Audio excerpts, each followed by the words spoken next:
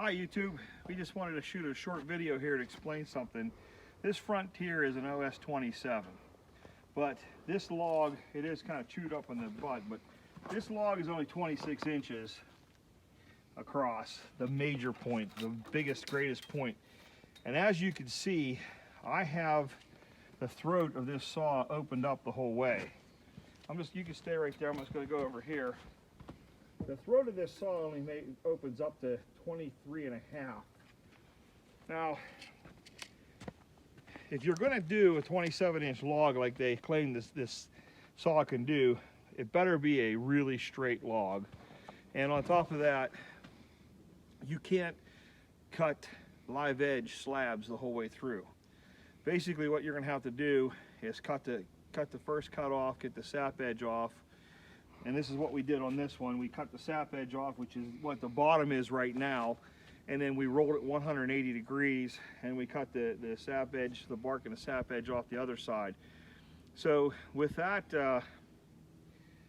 throat only being 23.5 inches, I have to get this live edge down to a thickness from top to bottom of probably 23 inches. I don't want to push it to its max. And then I can start sawing boards off of it, milling boards off of it. So, you know, you really have to be somebody that's good at math or somebody that's good at geometry to figure this out, because you just can't start sawing a 27-inch log on here. Realistically, this should be called an os23.5, because if you want to cut live edge, that's the largest diameter live edge this saw can cut. So I'm going to go ahead and start this up. And I'm going to cut a 1-inch cut. All I'm doing right now, because you can come over here and take a look at this. This live edge would only be a 12-inch live edge board. So what I'm going to do is I'm just going to drop the blade down 1 inch. I'm going to take another slab off of here. We need sticks for the kiln, so I'll just go ahead and cut this live edge. After we're all done, I'll put it back on the saw on its side, and I'll cut the one live edge off, and then I'll take it down to the table saw, and we'll just cut 1-inch strips off and make live edge. So let's go ahead and start the saw up and take this 1-inch cut off of here. You'll probably get a better idea of what I'm talking about. It's very close. If we can watch the video, this bolt right here, it might go down low enough, but this bolt's actually catching that little knob down there on the side of the tree, or the side of the log, because it is not a perfectly straight log.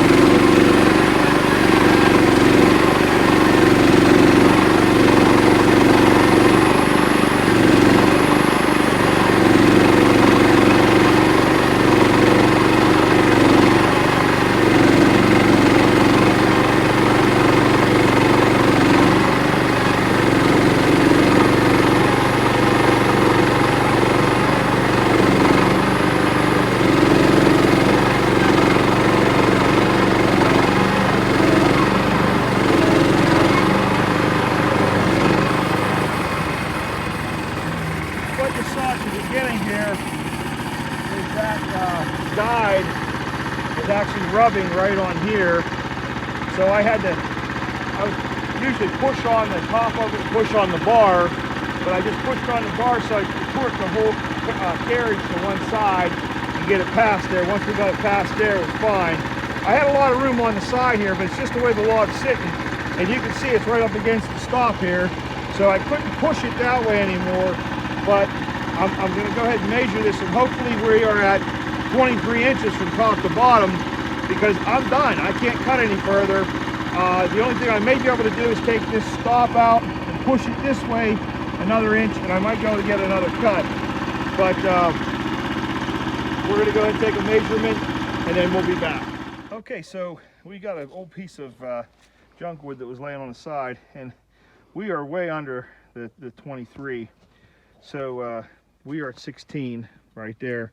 So we're going to turn this log 90 degrees, and then we're going to go ahead and take a cut off the top, and then we'll turn it 180 and take another cut, and we'll have a nice square piece of wood. We'll be right back. Okay, so we rotated this log 90 degrees, and we ended up breaking one of the stops off, so we had to push the log back towards the saw so we could get 2 stops on it. But you can see that that's a 26-inch log from top to bottom now, and I have the saw pulled up the whole way, and with it up the whole way, you can see where my cut's going to be. So a 27-inch log with the edges shaved off will fit in the throat, but that's your first cut. So I'm going to go ahead and run this first cut, and then we're going to roll the log 90 degrees, and then we'll be able to start milling boards. You rolling? Okay, we're back. Now we got our first cut on the top side done. Come on around here, and you can see this nice big chunk of wood we got, and we're starting to shape up into something. I was only going to take one cut off of here, but I think I'm going to take one more, and then we're going to roll this whole big chunk of log 180 degrees and start planing board or milling boards. So that's it for today. Hope you enjoyed the video. Stay tuned, there'll be more.